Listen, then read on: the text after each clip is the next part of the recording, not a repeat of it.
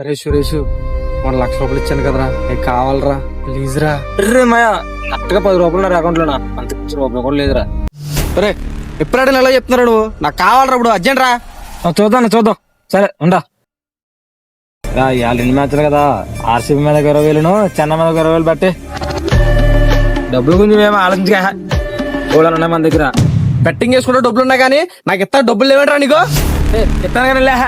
రేయ్ నా డబ్బులు నాకు చాలా ఇంపార్టెంట్ రూపాయలు, మా అమ్మని హాస్పిటల్లో పెట్టాం అక్కడ. ఇస్తాను కదా, ఇబ్బంది పెట్టుకో. ఏమన్నా హాస్పిటల్లో పెడితే నాకేంటి, అయినా నాకు ఇప్పుడు లేవు.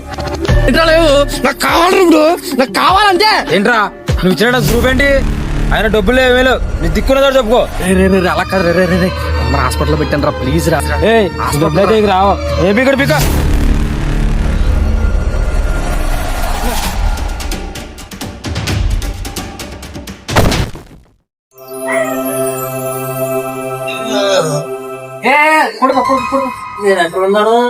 చెప్తే నేను పడుకో.